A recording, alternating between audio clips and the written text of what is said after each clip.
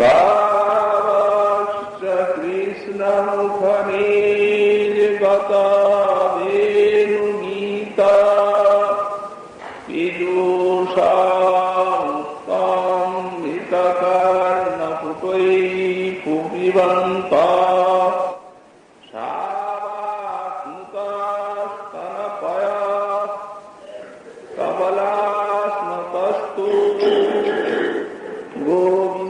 গোবিন্দমাত্মনি দিশাশ্রু কলাশ্রীসন্ত।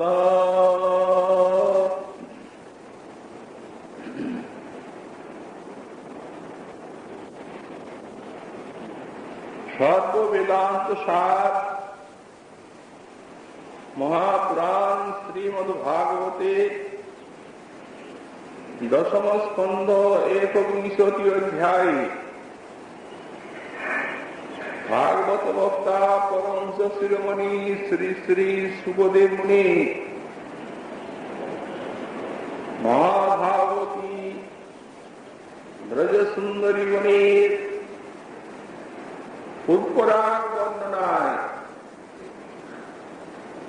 পুনরায় মুনি ব্রজবালা রূপিতে বেণুগীত বর্ণনা করছেন।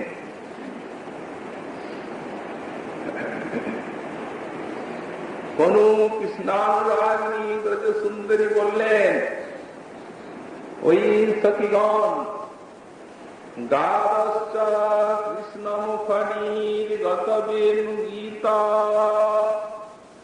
বিদুষা মুক্তহিতকর্ণপুটৈ পিবন্তা শাবাস্মুতাস্তনপয়ঃ কবলাস্মতস্থূর্গোবিন্দমাত্মনি দিশাশ্রু কলাশ্রীসন্তঃ। গাবশ্চ এবং স্মুতস্তনপয় কবলা সারা। হে সখী, এই বৃন্দাবনে আমাদের শ্রীকৃষ্ণ যে সকল গাভীকে চারণ করেন, সেই গাভীগুলি এবং স্মুতস্তনপয় কবলা সাদা, আর যারা মাতৃস্তন্য পান করে সেই সকল বৎসগুলি কৃষ্ণমুখ নির্গত বেণুগীতা পীযূষাম। শ্রীকৃষ্ণের মুখ নির্গত যে বেণু নাদামৃত উত্তহিতা কর্ণপুটৈ পিবন্তঃ, তারা ঊর্ধ্ব দিকে কর্ণদ্বয়কে স্থাপন করে আর সেই বেণুনাদ অমৃত ধারার মতো আস্বাদন করে থাকে এবং দিশা গোবিন্দ আত্মনি শ্রীসন্ত, আর নয়নদ্বারে ওই গোবিন্দকে তাদের হৃদয়ে আনয়ন করে, আর হৃদয়ের মধ্যে তারা গোবিন্দকে আলিঙ্গন করে। অশ্রুকলা নয়নে তাদের অশ্রুধারা প্লাবিত হয় এবং এই রূপে তারা অশ্রুকলায় তারা লালিত নেত্র হয়ে তস্তুষ্ম, অর্থাৎ তারা ওই প্রস্তরের মূর্তির মতো স্থির ভাবে দাঁড়িয়ে থাকে, বেণুর মাধুরী আস্বাদন করে। এর পূর্বে ব্রজবালাগণ গোবিন্দের উপমাধুরী বেণু মাধুরী বর্ণনায় তারা ওই নিজের ভাবকে গোপন করার চেষ্টা করে, আর বৃন্দাবনের বন হরিণী ইত্যাদি বেণু মাধুরী এবং রূপমাধুরী আস্বাদনীর কথা বলেছেন। কিন্তু পূর্বশ্লোকে যখন আকাশচারিণী দেবীগণের কৃষ্ণের রূপ দর্শন আর তার বেণুনাদ শ্রবণে ওই মদন বিহ্বল দশার উল্লেখ করেন, তাদের কবরীবন্ধন শিথিল, তাদের নিবিবন্ধন শিথিল এবং সারদ্রুড়ে উচ্ছ্বাস, যখন তাদের এই অবস্থা বর্ণনা করেন তখন তাদের মনোভাব অনেকটা ব্যক্ত হয়েই যায়। আবার মিথ্যা অবলম্বন করে এই শ্লোকটি যিনি বলছেন, তিনি বলছেন সখীগণ, দেবীগণের কথা কেন বলছো? দেখো, তারা তো রমণী, রমণীগণের স্বভাবই হচ্ছে এই সুন্দর পুরুষ দেখে চঞ্চল হয়ে পড়া, আর সেই পুরুষ যদি অতি সুন্দর হয়, সেই রূপ গুণবান বলবান হয়, তাহলে তো আর কোথায় নাই। আমাদের গোবিন্দ তিনি হচ্ছেন পুরুষোত্তম, পুরুষ নন, পুরুষোত্তংশ এবং সৌন্দর্য মাধুর্য গুণের নিধি।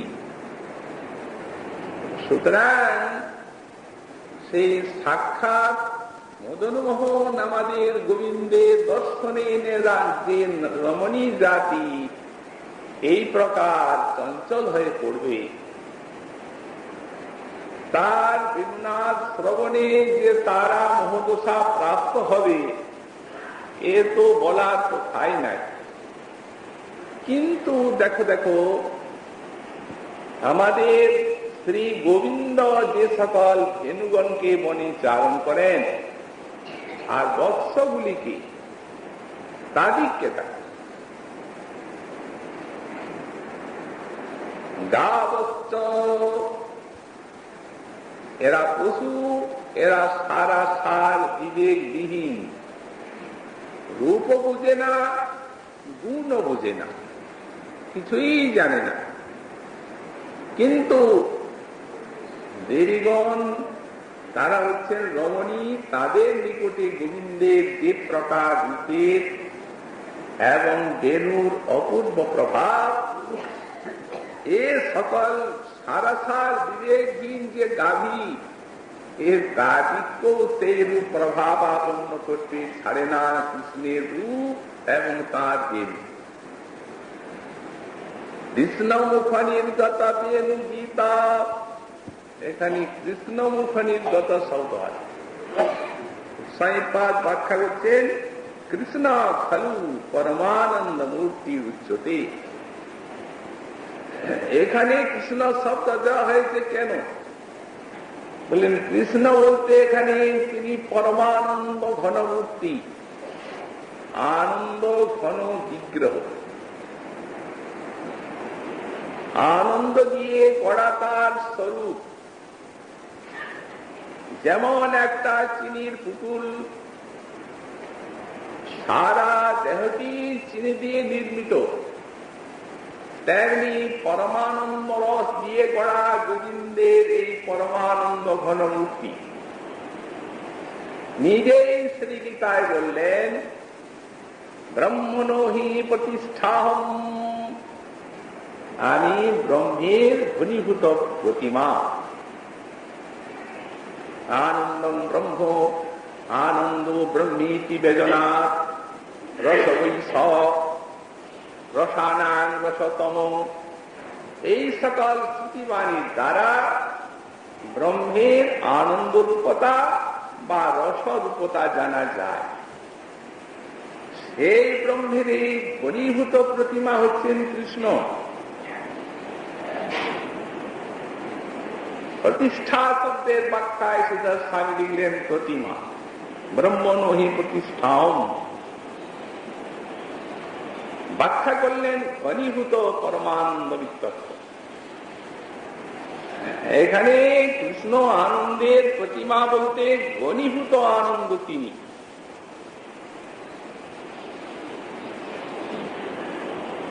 যা ব্রহ্মীতি সঙ্গাং কচিদীপ নিগমী জাতি চিন্মাত্র সত্তা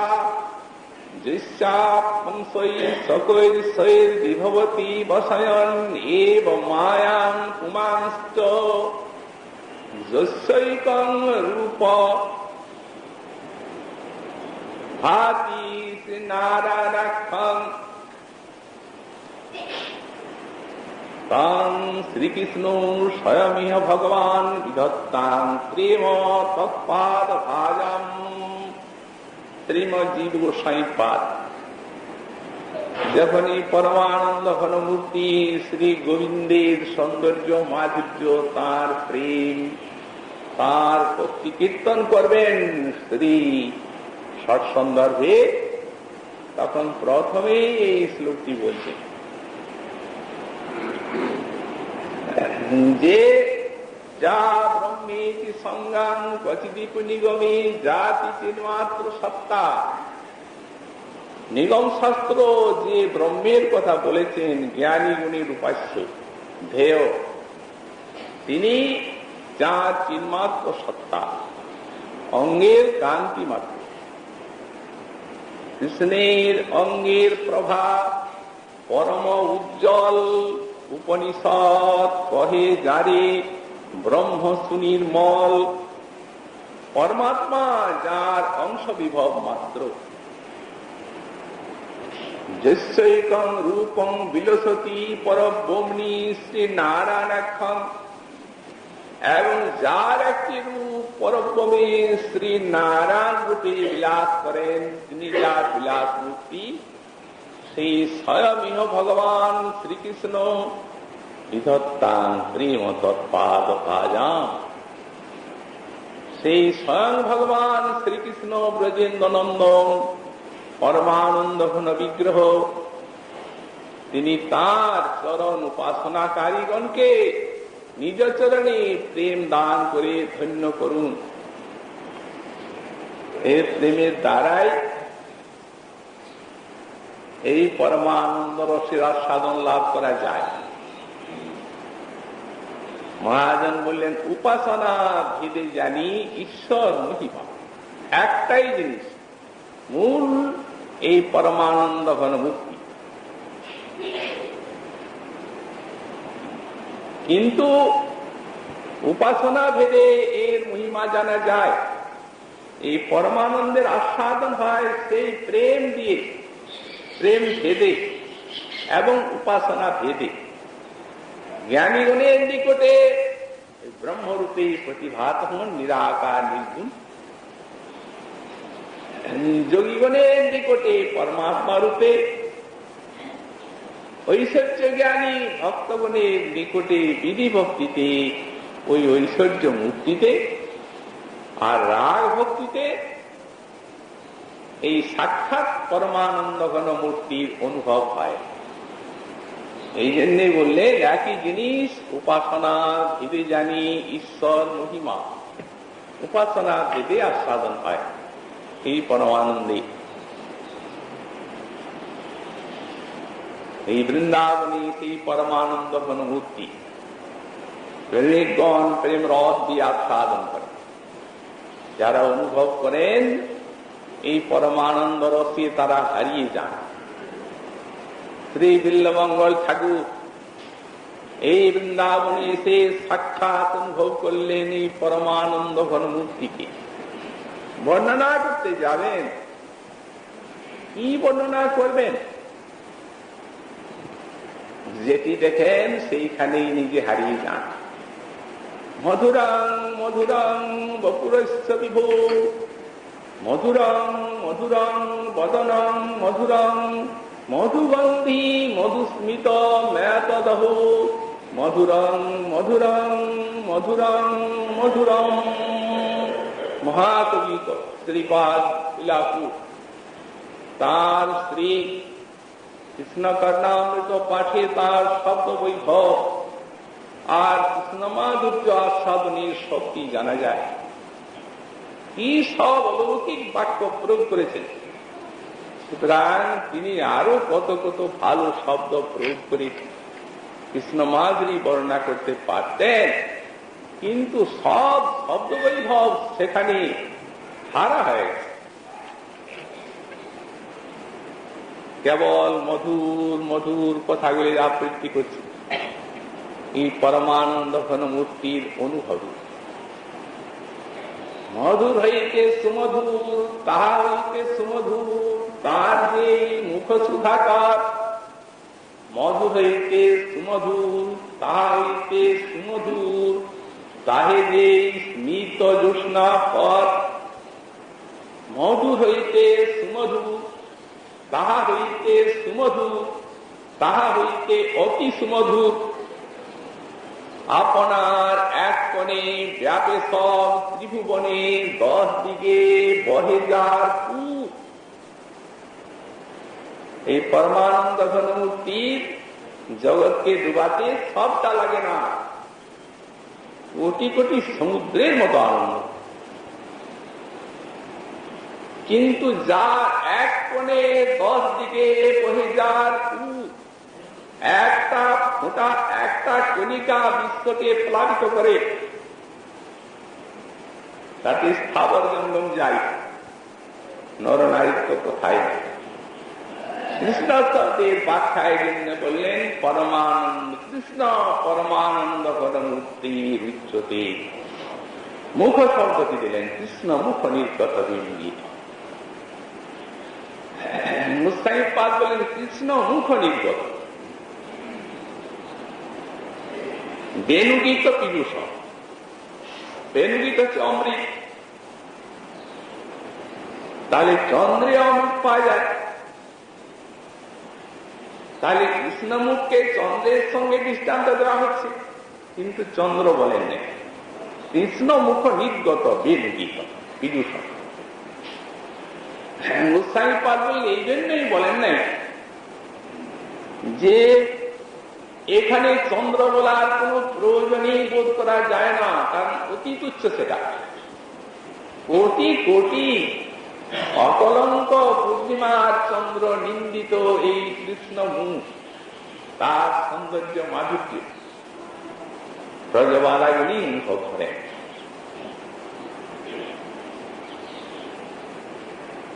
আবার তিনি তার সুর অমৃত। ওই বিল্লা মঙ্গল ঠাকুরকেই কৃষ্ণ বললেন দাও চন্দ্রের সঙ্গে তুলনা আমার মুখে। চুপ করে কেন আছে? দেখো ঠাকুর, বড় বড় মুনি ঋষি, বড় বড় বক্তা, ব্যাসদেব, সুদমুনি, তারাও তো দিয়েছেন। বললেন তারা দিন প্রভু, আমি দিতে পারব। কেন? তুমিও তো আগে দিয়েছ। দিয়েছি, কিন্তু এখন শুনবে কথাটা, আসল কথা। শুশ্রূষে শ্রীনু যদি সুনিধান পূর্বম পূর্বৈর অপূর্ব কবির নকটাক্ষিতং যৎ।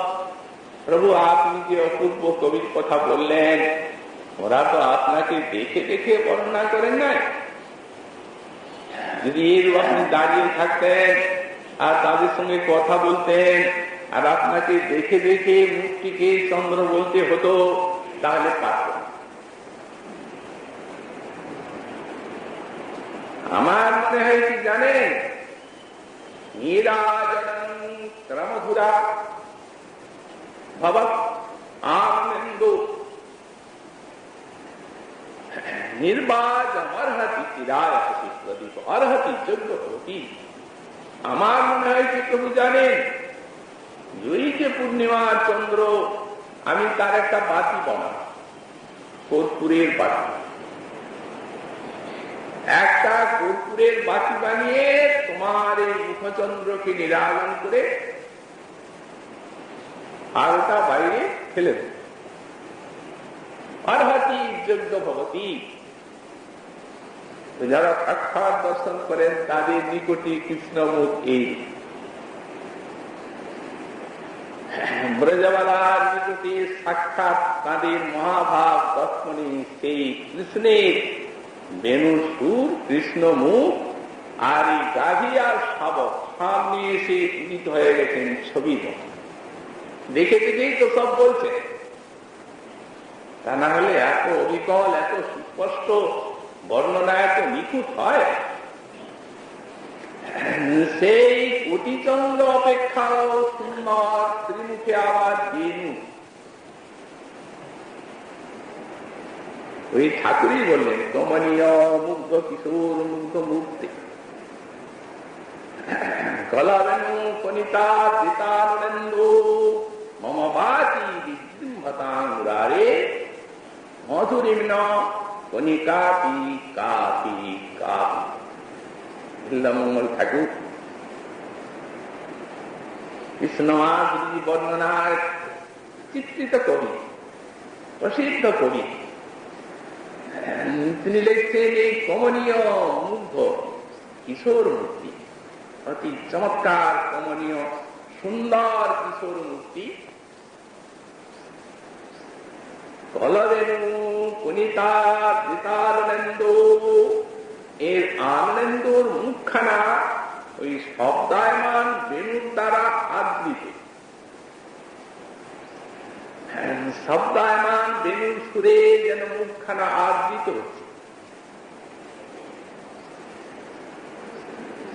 আবৃত বুঝি না, আপনি কিছু মাধুর্য বলুন।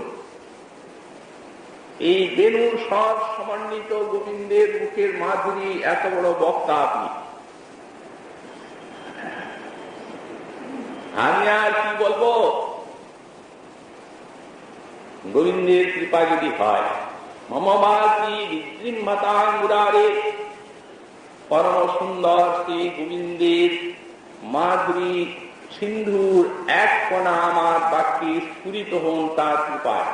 মমবাচি বিজৃম্ভতা মুরারে মধুরিম্নু কণিকাপি, এক কণিকা, না না কণিকাও পারবে না। কাপি, আর ক্ষুদ্রতর, না তাও পারবে না। কাপি কাপি, ক্ষুদ্রতম, অতি ক্ষুদ্রতম, এই কথাগুলির আবৃত্তি করেছে। তো সুতরাং আবার জঙ্গম বিমোহিত হবে, তাতে আর আশ্চর্য কি? তাই গোপবালা বলছেন সখী, ওই যে কৃষ্ণ খনিগত রেণু গীত বিভূষম অমৃতধারা, গাভীগুলি চড়ছে, ইত্য অবসরে বেণু বাজল।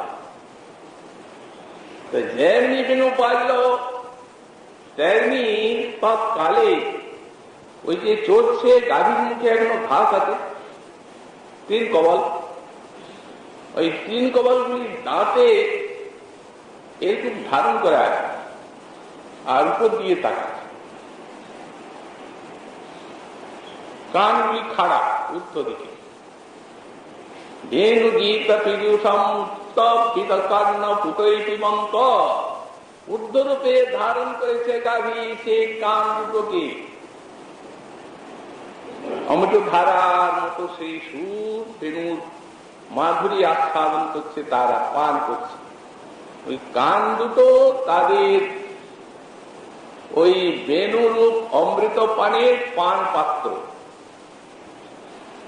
যদি কোনো পাত্রে কোনো তরল জিনিস পান করতে হয়, তাহলে পাত্রটাকে সোজা ধরতে হয়, এমনি করে ধরেন তো পড়েই তো যাবে। এখন চড়ছে ঘাসে, সেই অবস্থায় বেণু বাজছে, চড়তে চড়তে কানগুলো তো ঝুলে আছে,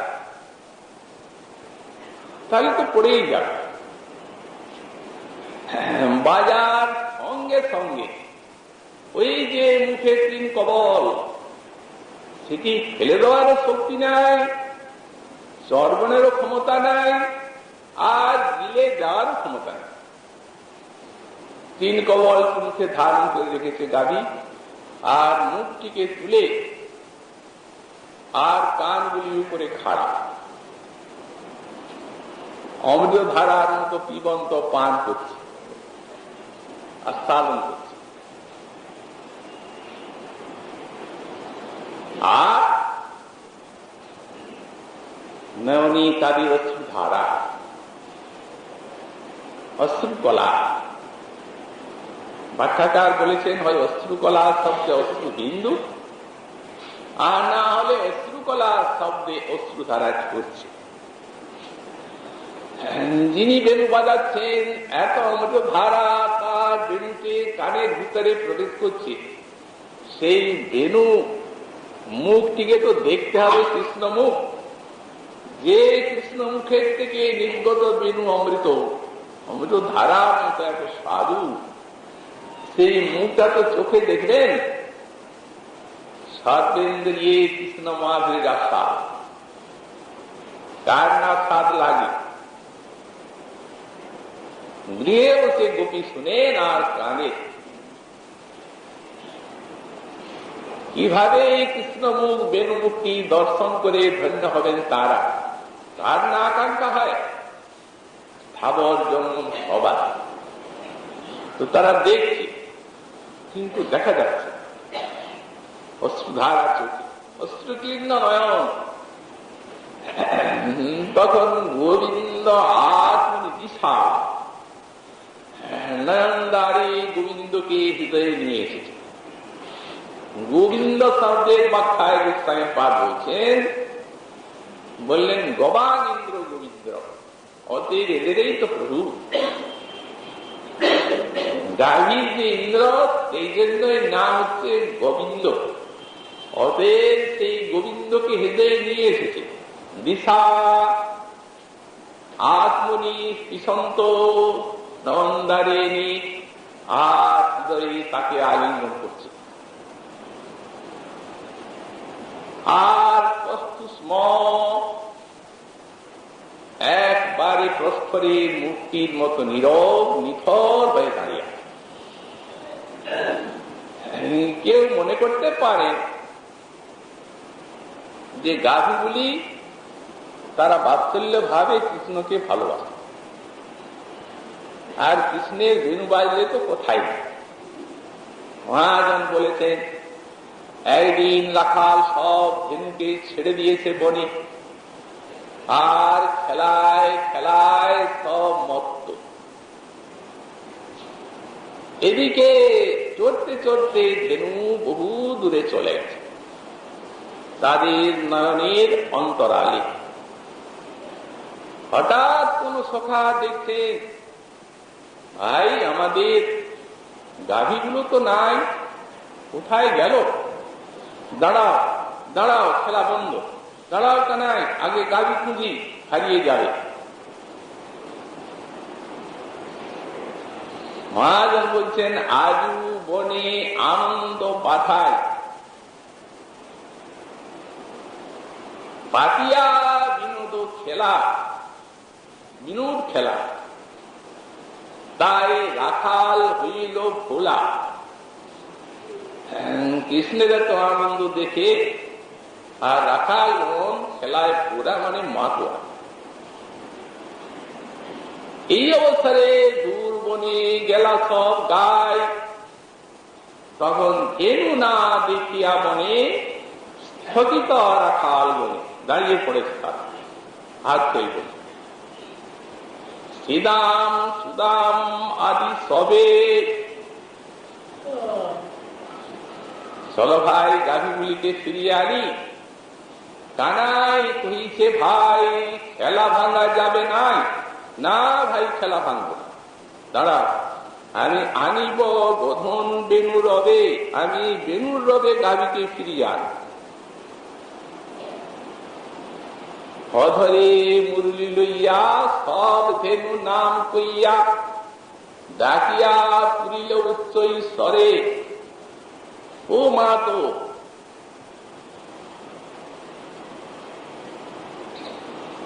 গঙ্গা কালিন্দী ধবলি শ্যামলি কালী নাম প্রধান প্রধান, এক একটা জুটে ওই অনেক সমস্ত প্রধান আছে। ওই প্রধানগুলি যদি একবার এলো, তাহলে আর অন্য গাড়ি তার মুখে শস্ত্র শস্ত্র আর কোথাও থাকবে। প্রধানের সঙ্গে চুপ। তো প্রধান প্রধান গাভীর নাম নিয়ে ডাকছে। সব ধেনু নাম কইয়া অধরে মুরুলি লইয়া ডাকিয়া পুরিল উচ্চ স্বরে। শুনিয়া বেনুর রব, হায় ধেনু বৎস সব উচ্চ ফেলি পিঠের উপরে। চার পায়ে লাফাতে লাফাতে গাভী যেখানে গেছিল সব ছুটে আসছে। ধেনু সব সারি সারি দাঁড়াইল কৃষ্ণের নিকটে। হাম্বা হাম পরে বাঁটে প্রেমের স্নেহের তরঙ্গ ওঠে। স্নেহে গালি সাম অঙ্গ চাটে। আমাদের গোস্বাইপাদ নাটকে দেখেছেন বিদগ্ধ মাধব যে এমনই গাভী স্তন্য ধারা পড়ে। যখন কৃষ্ণের বেণু বাজল তখন এত স্তন্য ধারা নিশ্চিত হয় সেই স্নেহে বাৎসল্যে গাভী যে বৃন্দাবন নদী মাতৃকায় পূর্ণ হয়ে যায়, হ্রদের মতো, যেন দুধের হ্রদ।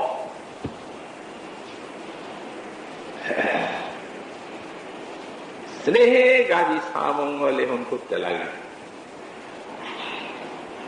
দেখিয়া রাখাল রাখাল সব আবাবা কলরব কানুরে করিল আলিঙ্গন। প্রেমদাস কহে বাণী কানাই মুরলী ধ্বনি পশু পাখি পাইল চেতন। তো সুতরাং কেউ যদি বলেন যে এদের তো বেনুর রবের মাধুরী জানাই আছে, তাছাড়া 1 বৎসর গোবিন্দ এদের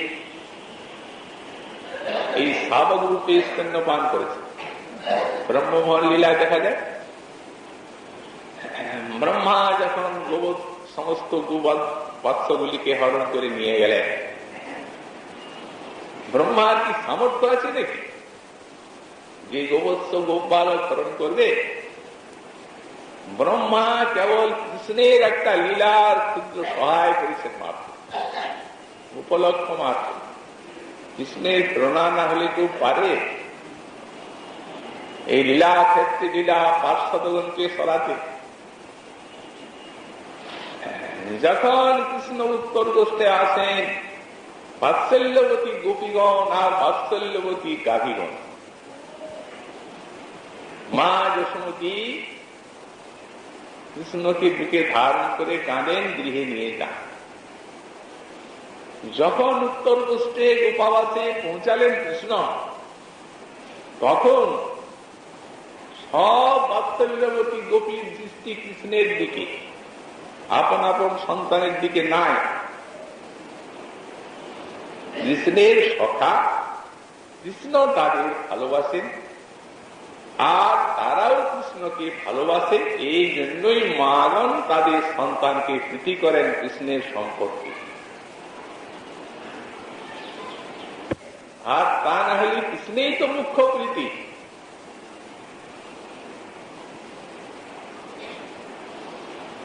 তো তাদের তখন মনে হয়, আহা, কৃষ্ণ যদি এই আমার ছেলেটি হতো, যশোমতী যেমন কোলে করে নিয়ে গেল, তেমনি আমিও তাকে কোলে করে ঘরে নিয়ে যেতাম, স্নান করাতাম, খাওয়াতাম, সাজিয়ে দিতাম, বুকে নিয়ে ঘুমিয়ে পড়তাম, কি আনন্দ হতো। গাভীগুলিও তেমনি যখন কৃষ্ণ তাদেরকে গোশালায় প্রবেশ করালেন, আহা, কৃষ্ণ যদি আমার এই শাবকটা হতো, তাহলে আমি তাকে স্তন্যদান করতাম, লেহন করতাম, অঙ্গ আঘ্রাণ করতাম, তাকে বুকে নিয়ে শুরু করতাম। এইভাবে তারাও। তো সুতরাং ভক্তবৎসল ভগবান ভক্তবাঞ্ছা পূর্ণকারী, বিশেষত পার্শ্বদ এরা কোন বাসনাই পূর্ণ রাখেন না। এই জন্য তিনি আজ ব্রহ্মার হৃদয়ে এই প্রবৃত্তিটি জাগিয়েছেন। প্রবৃত্তি জাগিয়ে ব্রহ্মা তো হরণ করলো, হরণ তো করতে পারে নাই, কৃষ্ণের ইচ্ছায় তারা নিজের ভাবি ছিলেন। এক মুহূর্তের মতো 1 বছর কাটল, কিন্তু শ্রীহরি তো 1 বছর আস্বাদন করলেন তাদের প্রেম রস। সব গোপী সব যেদিন প্রথম অসংখ্য গোপৎস এবং গোপবালকের রূপে আসছেন, নিজের সঙ্গে খেলা করছেন, নিজের সঙ্গে প্রস্তুতি করছেন, নিজেই গোবৎস, নিজেই গোপালক। প্রত্যেকটা গোপালকের যেমন স্বভাব, যেমন রূপ, যেমন লাঠি, গরুর যেমন ওই বৎসের যেমন ঘন্টা গলার, কোনটা এক বিন্দু ত্রুটি বিচ্যুতি নাই, বহু তাই। কিন্তু প্রেম নিজের জিনিসকে চিনে নেই। যতই রূপান্তর করে অভিষ্ট বস্তু কাছে আসুক, প্রেম তো চিনবেই। সেদিন এই বাৎসল্যবতী গোপী আর গাভীগণের প্রেম চিনে নিয়েছিল তাদের অভিষ্টকে। সেদিন কিন্তু আর ওই যশোদানন্দনের দিকে দৃষ্টি নাই, সব আপন আপন সন্তানকে নিয়ে আত্মহার, সব গোপী। গাভীগুলিও সজ্জাবশত ওই বৎসগুলিকে ছেড়ে দিয়েছে, আর বৎসতর বস্ত্রগুলিকে নিয়ে স্তন্য পান করাচ্ছে, আর ধ্যান করছে, আর লেমন করছে। কি অপূর্ব স্নেহ বাৎসল্যের প্রকাশ! 1 বছর চলল পুরো এই জিনিসটি। তো সুতরাং কেউ বলতে পারেন যে এই যে গাভীর লোক, এরা তো 1 বছর কাল কৃষ্ণকে সন্তান রূপে পেয়ে আপন আপন, এবং বেণুধ্বনির প্রতিও তাদের একটা আকর্ষণ আছে। সুতরাং সখী, তুমি যে বলছো এটা তো স্বাভাবিক তাদের পক্ষে, এটা আশ্চর্যের তো কিছু নাই। তার উত্তরে ইনি বলছেন কি, যদি কেউ এই কথা বলেন তো তিনি দেখুন না একটু শাবকগুলিকে, দেখুন 2-3 দিন 4 দিন 5 দিন জন্মেছে, ওরার কবে কৃষ্ণকে কতখানি দেখলো, আর কতখানি বা তার এই বেণু মাধুরী আর মাধুরী আস্বাদন করল। এই জন্য স্থলপয় কবলাস্মতস্থু, শাবক যেমন গাড়ি চড়ছে, শাবক গুলিও সেই স্তন্যপান করছে, বৎসগুলি তো স্তন্যপান করছে। গাড়ি ইত্যাবসরে বাঁশি বাজল,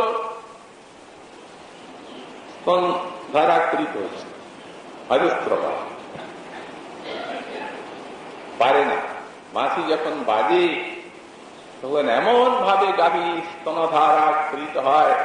আমাদের শ্রীপাদ কবি কর্ণপুর বলেছেন, বলেন ধরণী পান করে, বৎস আর কি পান করে, ধরণী দেবী এই স্তনধারা পান করে, মানে পড়েই যায়। তারপরে আবার বাড়িও সেই বেণু, এই যেমনি বেণু বেজেছে এরাও সেই কানগুলিকে উঠতে রূপে, অতীব চমৎকার। গোপিকাটি বলছেন, সখী এই গাড়ির থেকেও এই বৎসগুলি আরো চমৎকার।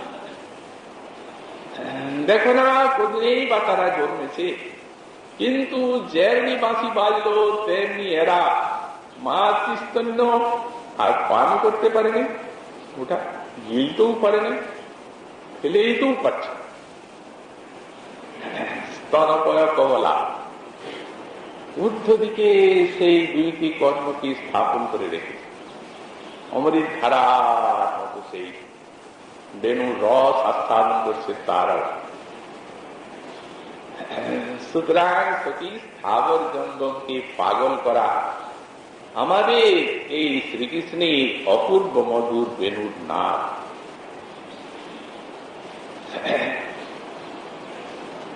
যেমন তারা পাথরের মূর্তি স্থির হয়ে দাঁড়িয়ে আছে, গাভীগুলিও বৎসগুলি সেই সখীর কথা শ্রবণ করে কোন সখী বলছেন সখী শোনো বলি, এই যে গাভী আর বৎস এরা যে এইরূপ ভাবে বিমত্ত হবে তার কোন আশ্চর্যের কথা নয়। কৃষ্ণ নিজে তাদের চারণ করেন, বলদেশ বেষ্টন করে রাখেন, আর তারপর তাদেরকে গৃহে নিয়ে গান মাছি সুরে তাদের আনয়ন করেন, নিজে স্ত্রীর মুখ কবল দেন, গায়ে হাত বুলান, কত স্নেহ করেন।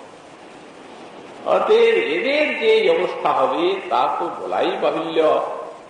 হতেই পারে কৃষ্ণের রূপ দেখে বেণুর গান শ্রবণ করে, কিন্তু সখী দেখো দেখো ওই বৃক্ষের পাখিগুলো যত উড়ে উড়ে বেড়ায়, এরা পাখির কথা বলেছে। তো পাখি তো একরকম নাই, এখানে কতগুলি পাখি আছেন ময়ূরের মতো, ময়ূর যেন তারা নাচে, আর কতগুলি পাখি আছে তারা কোকিল গান করে, আর কতগুলি পাখি আছে তারা সুখ সারি, তারাও কথা। তো এগুলা যেন ঠিক ভক্তের, যেমনি ভক্তেরা ওরা কৃষ্ণের কীর্তন করে নৃত্য করে, যে প্রেমের কাজ। আর কতগুলি ভক্ত আছেন তারা কৃষ্ণের গুণ কীর্তন করেন, গান করেন, তারা কুকি। আর কতগুলি ভক্ত আছে হরিকথা বলেন, শোনেন, তারা সুখসারী। এদের কথা বাদ দিলেও আরো কতগুলা পক্ষী আছে। প্রায় কৃষ্ণেক্ষিতং তদুদিতং কলবেনু গীতম আদিত্যদে দ্রুমভুজান রুচির প্রবালান চিন্নন্তি মৃত দিশু বিগতান্যবাচ প্রায় বিয়োগা। এই জন্য প্রায় হে অম্ব, হে মাতো, এখানে মাতো সম্বোধন কেউ না, সব সখী। বাৎসল্য রসের সঙ্গে তো বিরোধ এটা, তবে মাতো বলছেন কেন? এটা একটা রমণীগণের ভাবাবিষ্ট দশার কোন কোন সময় উক্তি। ভাবাবিষ্ট অবস্থায় কোন সময় রমণীগণ পরস্পরে সখী সখী যিনি থাকুন, ওই মাতৃ সম্বোধন যোগ্য কেউ না থাকলেও বলেন, ও মা, মা গো মা, দেখো আবার পাখিগুলিকে দেখ। তো গোস্বামী পাদ বললি সম্বোধনটা এটা কোন যে সেই রূপ মাতৃ সম্বোধন যোগ্য কেউ আছেন তা না, সখীকেই বলছে বিশ্বাদিষ্ট হয়ে, মা গো মা, দেখো সখী, তুমি গাভীর কথা বলছো, গাছে পাখিগুলিকে দেখো বৃন্দাবনে।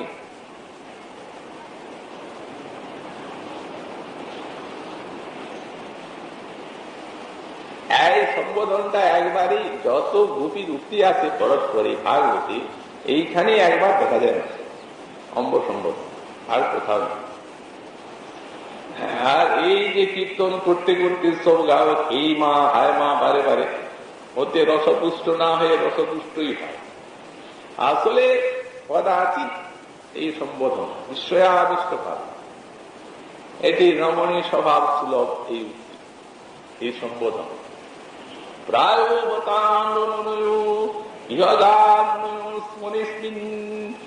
হে সতীগণ, এই বৃন্দাবনের যে সমস্ত পাখি এগুলি প্রায় সব মুনি, প্রায় মুনি। মুনি বলেই কৃষ্ণেক্ষিতং তদুদিতং কলবেনু গীতম, তারা কৃষ্ণকে দেখে। কোথায় দেখে? আরুদ্ধ যে ধ্রুবভুজান চির প্রবালান, ওই যেখানে কৃষ্ণ বেণু বাজান সেই গাছের উপরে ওই শাখায় বসে, রুচির প্রবালা দ্রুমভুজা, বৃক্ষের শাখা যেখানে রুচির প্রবাল, প্রবাল মানে সব পল্লব, অতি চমৎকার সুন্দর সুন্দর পল্লব নিবিড়, সেইখানে বসে কৃষ্ণ বেণু বাজাচ্ছেন, কৃষ্ণকে দেখছে, বেণুর গান শুনছে। মুনি তো আবিষ্ট হয়ে ধ্যানাবিষ্ট হয়ে যদি পড়ে যায়, এই জন্যে এমন ভাবে আছে সমাধিস্থ হলেও যেন পড়ে না যায়। সেইখানে কৃষ্ণেক্ষিতম এমন ভাবে বসে যেন পরমানন্দ ঘনমূর্তিকে চোখে দেখা যায়, এবং তদুদিতম কলবেণুগীতম, আর তার মুখের থেকে নির্গত এই মধুর বেণুগান যেন কানে শোনা যায়। বাক্যাকার বললেন তিন প্রকার মুনি। এক হচ্ছে ব্রহ্ম মননরত, আর এক হচ্ছে এদিকে জ্ঞানী বলা হয় জ্ঞানী মুনি, আর এক পরমাত্মা মননরত, এগুলিকে যোগী মুনি বলা হয়, আর এক ভগবত মননরত। হয়তো এরা পূর্বে ব্রহ্মমোহনরতই ছিলেন, ব্রহ্মজ্ঞানী ছিলেন আত্মারাম, তারপর সেই কোন মহৎ সঙ্গ কৃপা লাভ করলেন তো ভক্ত হয়ে গেছে। তো এরা মুনি, অথচ ভাগবত প্রবল মুনি। আর শুদ্ধ ভক্ত যারা, তারা তো পাখির মধ্যেই, যেমন ময়ূর, কোকিল, সুখসারী, এই জন্য প্রায় সব। আর যারা কথা বলে না, অন্যান্য পক্ষী, এরা ঠিক এই বৃন্দাবনের শাখাকে অবলম্বন করেছে, এরা ভাগবত প্রবল মুনি। এরা বেদের শাখায় শাখায় অনেক দিন ঘুরেছে এই সমস্ত মুনি, এবং এরা বুঝে নিয়েছেন যে এই বেদের শাখায় শাখায় পরিভ্রমণ করলে নির্গুণ ব্রহ্মকে অনুভব করা যায়, কিন্তু সাকার সগুণ ব্রহ্মের সন্ধান পাওয়া যায় না। সুতরাং এই বেদ শাখাকে ত্যাগ করে এরা, যারা ভাগবত প্রবল মুনি, তারা শ্রবণ, কীর্তন, মনন ইত্যাদি করে থাকেন। তারা বেদ কল্পতরুর যে শাখায় ভক্তিযোগ আছে সেই শাখাকে অবলম্বন করে। আর এখন গোবিন্দ অবতীর্ণ আছেন বৃন্দাবনে, অতীত এরা বুঝে নিয়েছেন যে যদি বৃন্দাবনের বৃক্ষকে অবলম্বন করা যায়, তো সেইখানের থেকে, সেই শাখার থেকে ওই সাক্ষাৎ অখণ্ড পরমানন্দ ঘন বিগ্রহ গোবিন্দের দর্শন লাভ করা যায়, আর তার বাঁশির গান শোনা যায়। তাই এরা ওই নানা স্থান বেদ কল্পতরুর শাখায় ঘোরা তাকে ছেড়ে দিয়ে আর এই বৃন্দাবনের কল্পতরুকে এরা আশ্রয় করেছে। সুতরাং প্রায় এরা মননশীল মুনি। আর যদি ব্রহ্মভুজান চিরপ্রবালান সিন্নন্তি মিলিত দিশু, এই যে মিলিত দিশ শব্দ আছে, এইখানে ব্যাখ্যাকার লিখছেন মহাপ্রেম সম্পত্তিতে অলস দৃষ্টি। সামনে আছে ফল, খায় না, কচি কচি পাতা যায় যে পক্ষ খায় না। আর অন্য কথাটিও বলে,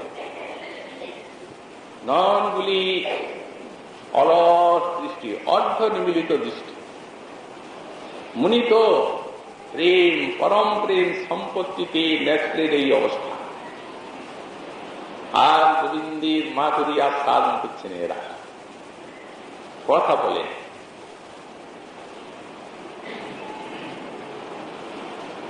সেখানে মহাপ্রভুর নিকটে, আমাদের মহাপ্রভু সনাতন গোস্বামী পাদের নিকটে আত্মারাম শ্লোকের ব্যাখ্যা করছে চৈতন্য চরিতামৃত।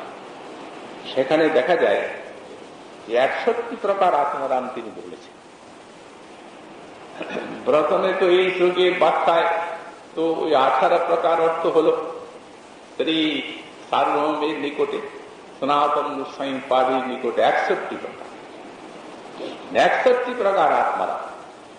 সেখানে শ্রীমন মহাপ্রভু বললেন এই পক্ষী এক আত্মারাম। তারাও মহৎকৃপাতি, কৃষ্ণ কৃপাতে এবং মহৎকৃপাতে এরাও কৃষ্ণ ভজনের সৌভাগ্য পায়।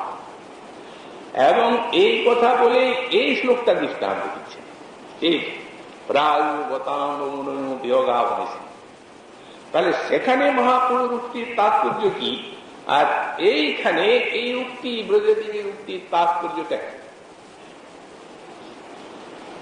এতে দুদিকেই বুঝে নিয়ে নেওয়া যায়।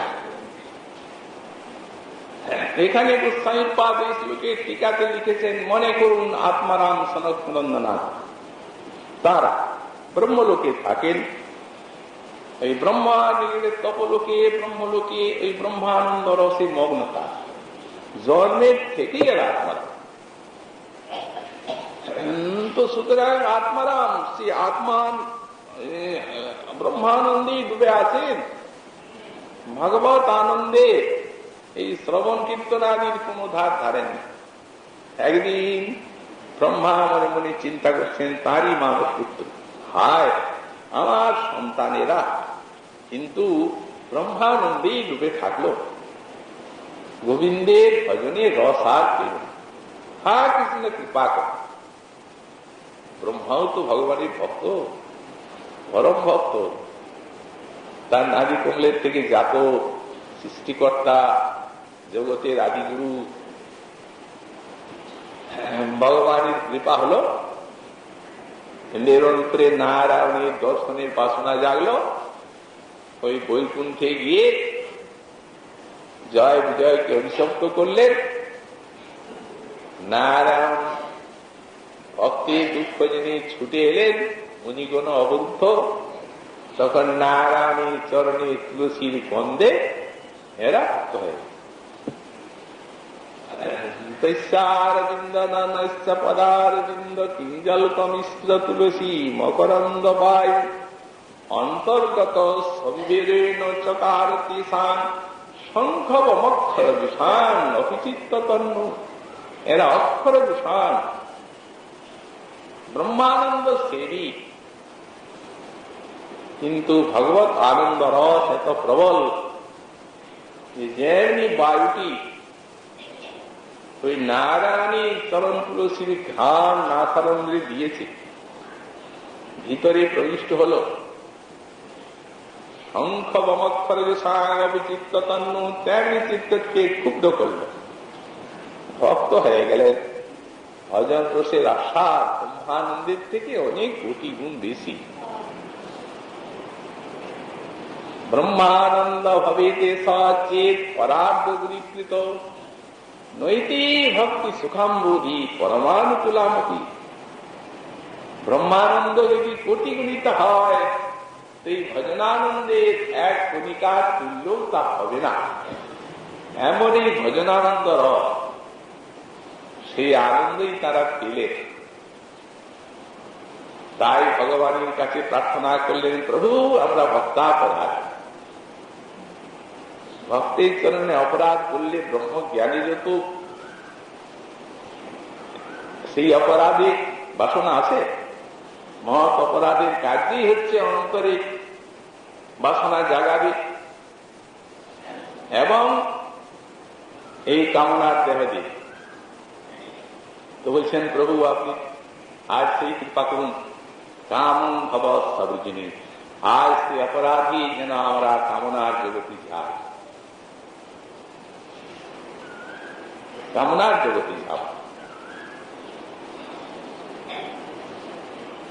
কিন্তু একটি কৃপা করতে হবে, যদি আমাদের বাক্য তুলসীর মতো তোমার চরণ বর্ণনা করার সৌভাগ্য পায়, যদি আমাদের নাসিকা তোমার অঙ্গসৌরভের মাধুর্য সাধন করার সৌভাগ্য পায়, তাহলে আমরা কামনার জগতে যাব। নিরেশনস্তাৎ চেতুলিবৎ যদি নুতে পদয়োরণিত বাচশ্চন তুলসীবৎ যদি তেঙ্গি শোভা উচ্চেততে গুণগুণই যদি কর্ণরন্ধ্র। প্রার্থনা করেছে এখন আর আত্মারা, এখন তারা প্রেমার। সুতরাং এই সনকাদ ঋষিগণ তো ভক্ত হয়েইছেন, এই এরা এই পাখিগুলো হয়েছিল সনক সন্দন আদি এবং সেই রূপ ঋষি যারা, তারা যখন বৃন্দাবনী গোবিন্দের অবতরণ, পরমানন্দ ঘনমূর্তির দর্শন, মাধুর্যময় বেনু নারীর আশা, তাই বৃক্ষ শাখাকে অবলম্বন করেছেন এরা এই বৃন্দাবনের পাখির স্বরূপ। এখন এটি ব্রজবালার উক্তি। আর মহাপ্রভু যেভাবে বললেন যে সাধারণ পক্ষীরও যদি মহৎকৃপা, সাধারণ যদি মুনিরও মহৎকৃপা এবং কৃষ্ণ কৃপা হয় পক্ষীরও, তাহলে তারাও আস্বাদন করবে গোবিন্দের মাধুরী। তো এখন সাধারণ পাখি তারাই মহৎ কৃপায় এই বৃন্দাবনের বৃক্ষকে অবলম্বন করে আর গোবিন্দের মাধুরী আস্বাদন করছে না, সেই স্তনকারী আত্মারাম তারা পাখি হয়ে আস্বাদন করছেন। এই কথা বলা বড়ই মুশকিল, বড়ই দুর্বোধ্য। দুইটাই হতে পারে। মহাপুর বাণীতে সেই জানা গেল যে পক্ষী আত্মারাম নির্গ্রন্থা পুরুক্রমিত। তো সুতরাং এইরূপ হয়ে পক্ষীও তারাও যদি মহৎ কৃপা পায়, কৃষ্ণ কৃপা পায়, তাহলে কৃষ্ণ মাধুরী আস্বাদন করবে। আর আত্মারাম গণু বৃন্দাবনের পাখি হয়ে আস্বাদন করছে।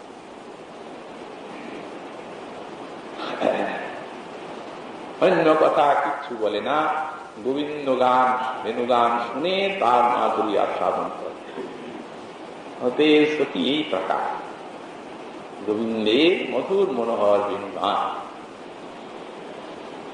এই রূপে ব্রজবালাগণ কৃষ্ণ কথা বলতে বলতে কৃষ্ণের উপমাধুরী এবং বেণুমাধুরীতে তন্ময় হয়ে পড়লেন। তন্ময়তাং যদু। আরো কয়েকটি শ্লোক আস্বাদনে আমাদের অবশিষ্ট থাকলো।